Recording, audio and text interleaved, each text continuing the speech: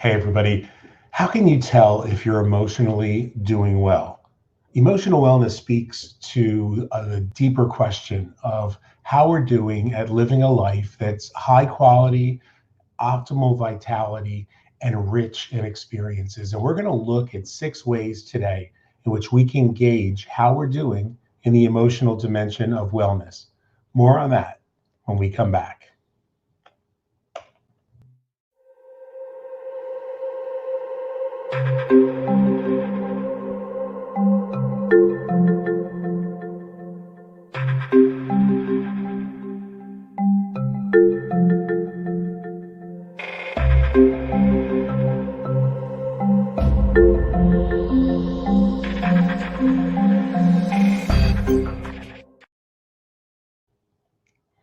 Hey, good morning, everybody. And sorry that I forgot to turn my camera on as we were getting started. Welcome to the Living the Six Dimensions of Wellness, an online intentional community and movement devoted to exploring the 6 dimensions of wellness by focusing on one aspect each day and then allowing ourselves the space to make a simple shift in our awareness. Take some practical steps. And when cumulatively applied, these steps, these daily mind shifts can help us to live richer, fuller, more authentic and magical lives. I have no idea why I have my headphones in. Couldn't understand why my ears were feeling really blocked there. I am your host, for better or worse, Dr. John Michael Salvato. And because this is your community, I want to encourage you guys to take some ownership in what we're doing here. And so be sure to like and subscribe and share the content with others. Invite others to become part of our online community. And to make it easier for everybody, we've even included the URL for becoming part of the community in the intro for this video. So if you go back and check out the intro, you'll see the URL there, and we're going to put it in the about info, the more information section in our YouTube channel as well. Let me go ahead and turn our comments on this. Excuse me, this morning. Good morning, Deb and Ellen and Ishmael. Wonderful to see you guys with us. Wonderful to have you here. Let's go ahead and dive in so that we can cover, we've got a lot to cover in a relatively short period of time. We try to keep these broadcasts to about 10 or 15 minutes. So let's go ahead and dig in. Now, emotional wellness isn't really about the problems that we have in our lives. It's about how we approach the problems in our lives, and you know, how much we're able to embrace the parts that we love and not avoid the parts that we want to change. So I thought I'd share with you, like I said in the beginning, some of the most salient factors that can be found in people who exhibit a high level of emotional wellness. And the intention here is not to make anybody feel bad if they don't exhibit those qualities in their own lives, because we can always make new choices. We can always choose again and move in a different direction, and begin to embrace some of those ideas. Now, at the end of our broadcast today, I'm going to share with you guys a link that you can use, excuse me, to explore your own emotional wellness. It's a link to a free mental wellness assessment that takes 5 minutes of your time. It's absolutely free and completely confidential, which I think will bring a lot of value to those who want to begin to explore this more deeply. So we're going to start off with the first factor that we see in people who are emotionally well, and that is how you look at and how you treat others. In psychology, we call this prosociality. But in simple terms, it means treating others with compassion and kindness and a desire to engage, cultivating an awareness of the needs and the feelings that other people have, and then interacting with them in ways that's mindful of that. So if you feel it's important to help others, you exhibit this trait of emotional wellness. If you're compelled, for example, in the winter months to keep a spare blanket in the car, to offer a homeless person that maybe you pass as you get off the highway every day on your way to work, you're exhibiting a pro-social behavior. So that's one aspect of emotional wellness. The second one would be liking who you are. If you're emotionally healthy, you'll generally feel pretty good about who you are inside and out. Now, it doesn't mean that you think you're perfect. It doesn't mean that there's not room for change, but it means that who you are on the inside and who you are on the outside is compatible and in harmony. We call this emotional congruency. When the person that you show the outside world is reflective of who you are on the inside. Now, I understand that there are situations that, excuse me, that we all experience where we naturally have to shift our attitude or our behavior a bit depending on the situation. I mean, we don't behave the same way at a work luncheon as we would hanging out at the bar with friends or at a picnic. Congruence means that your overall sense of who you are is in line with what you show others. It's kind of the opposite feeling from those who feel like they have to wear a mask or pretend to be someone that they're not. So the people who possess this trait are those who are living the life that they want, not living a life that they think others want them to live. So that's where that congruency comes in. Now, the third aspect is flexibility. People who have emotional wellness have an ability to adapt to whatever situation life throws at them. Now, it doesn't mean that those situations, again, are always comfortable, but you're able to assess the situation mindfully and notice your surroundings, your emotions, and other reactions that might arise in a given situation. And then you use those factors to decide what the best course of action is. And maybe you even use those factors to learn the next time.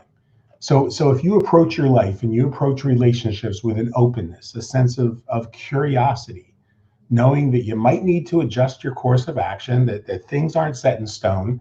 And when one strategy isn't working, if you're able to course correct, to tweak what you're doing without getting completely off course and completely off balance, then you're exhibiting this aspect of emotional wellness. So again, I apologize for the coughing today. I am still working on getting that relapse with the pneumonia out of the way. So let's see. We've done the first three. The fourth one is being in touch with your emotions. See, emotional health, it really at its core comes from being able to acknowledge and recognize and accept tough emotions. But it also means being able to move forward without getting stuck. So you embrace your emotions, whether those emotions are happy, joyful, excitement, or sad, anger, anxiety. These are all part of life. See, the person who feels like they have to be focused on nothing but positivity usually ends up unbalanced. We call that toxic positivity. We have to recognize that there are both good and bad experiences in our lives, and we have to embrace them. We have to handle and acknowledge that difficult emotions are going to arise, and that we might feel overwhelmed in the moment, but by accepting them and allowing them to run their course, we don't get stuck in those emotions. And that means you don't get overly attached to negative emotions, but it also means not getting overly attached to positive emotions, because life is always in flux. And when we recognize that everything is impermanent, every experience that we have is impermanent, we know that we can move through those difficult emotions. Ani Pema Chodron talks about this in her book. I forget what the name of the book is right now. It'll come back to me. But she talks about being able to move through the fear, to be able to move through the pain. And excuse me, recognizing that when these tough times arise, we can move through them. And the fifth aspect that I want to talk about is living a purposeful life. When we live a purposeful life, we live a life that's about passion, about mission, or being part of something bigger than ourselves. This happens when we use our strengths, we use those qualities that we possess and the value that we have to support something that we believe in or bring value to a community that we're part of. Now that might take part or manifest itself in the form of community service. It might be becoming involved with a spiritual community or church. It might manifest as political activism or volunteer work. Regardless of the cause, regardless of where it manifests, being part of something that's bigger than ourselves, it not only contributes to healthier emotional wellness, but there's science that says that when we volunteer, when we give of ourselves, we actually expand and extend our lives. We live healthier lives. Our bodies begin to become more vibrant, more healthy. And the sixth trait, the final trait that I want to share with you guys today, is when you're emotionally well, you value your experience. You value experience more than possessions. So people with high levels of emotional well-being tend to spend their money on experiences, going to a concert or taking a trip, spending time camping or seeing one of the wonders of the world, rather than accumulating material possessions like clothes and furniture and jewelry. See, experiences are more meaningful than possessions because they lead us to shared experience and bonding with other people. They help you enjoy the beauty of the world around you, to cultivate a sense of gratitude that comes with new experiences, that sense of wonder and that sense of again being part of something bigger than ourselves. So again, when we find ourselves out of balance in any one of these six areas, excuse me, our emotional wellness may be suffering, but it doesn't mean that we have to be stuck in that place. So what do you guys think? How are you doing in terms of your emotional wellness? Is there room for improvement? Of course there is.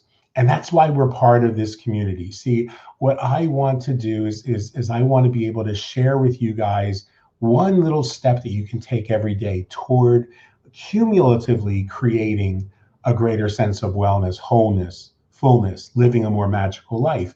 And so this is how we do this. We look at some of the areas in which there's room for improvement. We look at areas in which there's room for us to make this shift.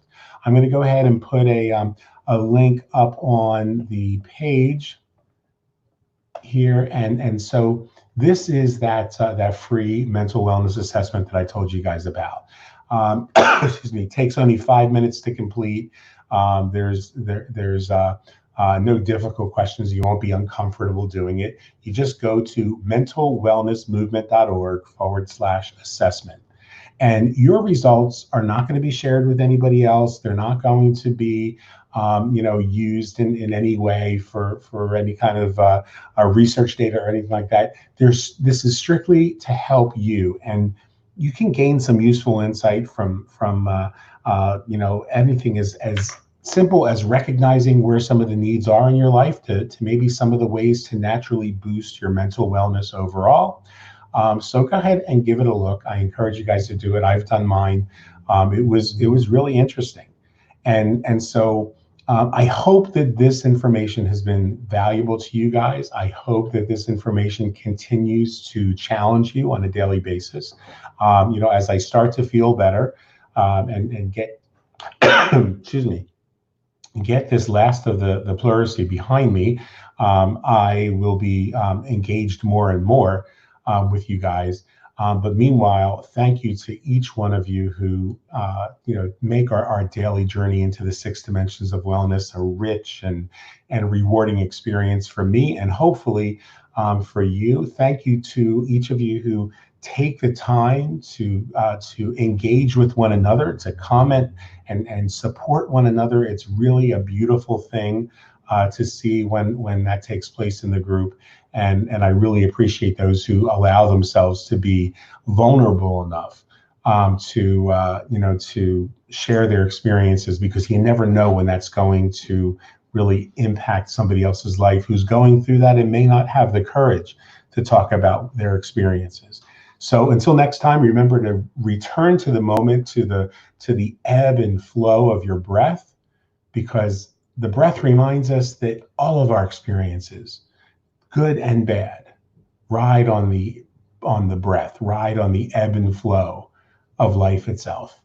And always remember, my friends, the best is yet to come. We'll look forward to seeing you. I appreciate you too, Deb, and to everybody who commented, Ishmael. Thank you so much, guys, for being here. You make this worth it for me, and hopefully I bring a little bit of value to you as well in the process. And we'll look forward to seeing you guys tomorrow. Namaste.